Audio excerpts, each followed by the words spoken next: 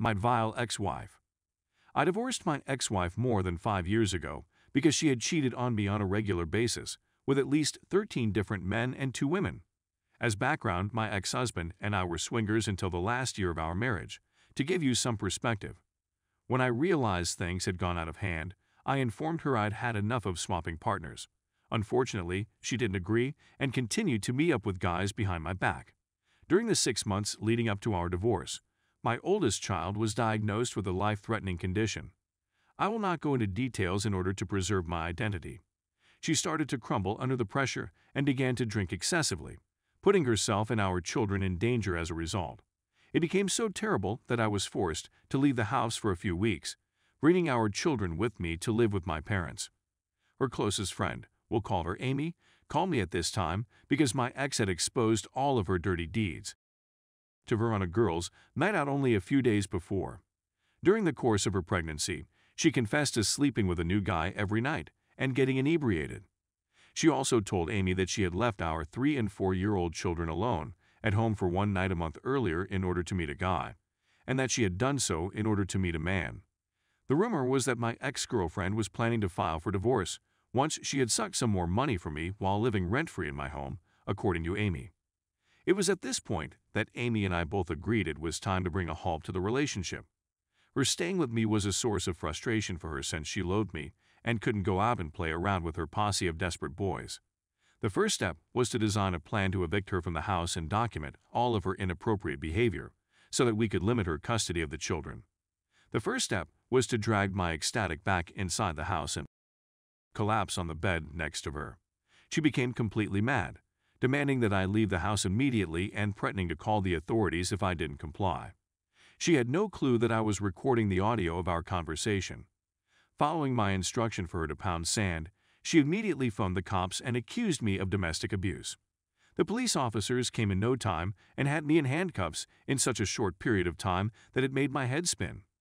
The detective came over to the squad car to talk with me, and I gave him permission to listen to the audio recording. The longer he stayed, the more furious he became with my wife, until he eventually left. Eventually, she was the one behind the wheel of a squad car, handcuffed, and condemned to spend the night in jail. She went to stay with Amy for a week. Since she wasn't permitted to return to our home, I got a restraining order.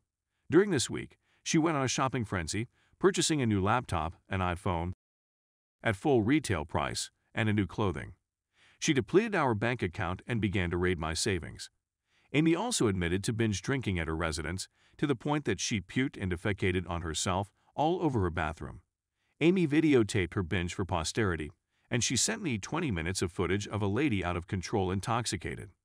The following day, I went to our savings account and placed all of our money in my new bank account so I could pay the bills.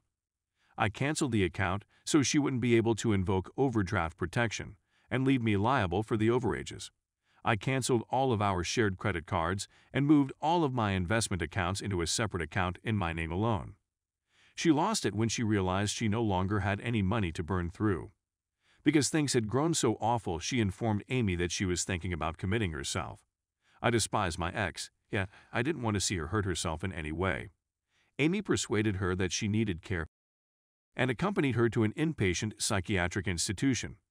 This was great because she was receiving care, but it also demonstrated that she was a threat to herself and the children. It was time to put the last piece of our strategy into action and close the sale. I went to see my attorney to start the divorce process and fill all the necessary papers. My attorney was outraged by my ex's conduct and was completely committed to assisting me in obtaining primary custody. He submitted my divorce decree and also persuaded the court to issue a temporary restraining order until our first hearing. We served the papers on her while she was in the hospital and scheduled the first hearing for 2 weeks later. The first hearing day arrived, and she arrived with her counsel. They didn't know what information we had since it was a pre-litigation hearing. She took the stand and began lying her heart out, telling the court how abusive I was and how that is what drove her to the mental hospital. She presented a persuasive point and performed a Grammy-winning performance. It was then my time. My lawyer provided all of the evidence, including videos and bank records. The turning point came when my attorney summoned Amy to the stand to testify. She narrated a horrific tale of a neglected mother who was absolutely out of control. A tale of a mother who was struggling with drug usage that was only getting worse. My ex couldn't keep her mouth shut the whole time Amy was on the stand. She made her attorney appear like as since all of her falsehoods were now revealed and contradicted what she had told him.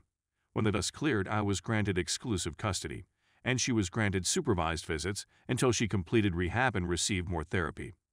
We swiftly reached an out-of-court settlement, agreeing to a progressive visitation schedule as she completed treatment and mental health therapy. I received the home after giving her a piece of the equity. I kept all of my financial accounts, and I get to see my kids around 80% of the time. She was able to spend the following 2.5 years living with her mother and bouncing from job to job. Life is very wonderful 5 years later, and it's much better knowing she's no longer my concern. Story 2. I, 30 male, finally got truth and pried-out confessions from my wife, 30 female of 5 years, that she's been having an affair for months. Despite the fact that this is still a throwaway, please read the previous post for background. My wife finally opened up to me about some of the facts of our lives last night. As soon as she arrived in town for a bridal shower last weekend, I made it clear to her that she was not permitted to drink alone with her friend back home in the South. We recently moved up north. She proceeded to tell me about her weekend activities, all of which were perfectly innocent. It was suggested that I get in touch with the dude's girlfriend. Though I was apprehensive about doing it at first, I'm quite glad I did it. I questioned as to whether she had ever had any reservations about these two. Yes, she acknowledges that they have spoken about it, but he maintains that they are only good friends. She voiced her dissatisfaction with my wife's decision to spend the weekend at his residence. What the hell happened? What the hell happened? After that, I confronted my wife, who continued to spread the same lies. After that, I handed her the receipts to her for her consideration. She then changes the course of her story to okay. So I went out with him, but we didn't drink, and you seem to think that was okay with him. I didn't tell you because I was scared you'd be upset. I was wrong. A formalized paraphrasing of the original after all. You were just drinking with a group, and you believe it's all right to go home with this man since you didn't continue to drink. Thereafter came the statement, I have no recollection of where we went since I was too inebriated to remember. After careful investigation and pointing out lies and discrepancies, it was determined to be we kissed. We made out for an hour. I have feelings for him that I don't know what to do with. And we kissed back in November, as well are all phrases used to describe their relationship. Who knows what she's still hiding, but that's all I need to know for now, thank you. I'm honestly not sure how we'll be able to get out of this situation while still being married. After leaving my house, I made a reservation at a hotel. Since seeing all of the red warning flags in November, I've been suffering a great deal of anxiety. I feel a great sense of relief after months of being gaslighted to finally get some recognition for my efforts. It feels 100% better to inquire around and run the risk of being wrong and seeming like a jerk than it does to fall victim to gaslighting and let your mental health to be torn apart in the process. The fact that you are suffering from alcoholism is a disgrace, and you should get treatment, but this is no excuse for cheating.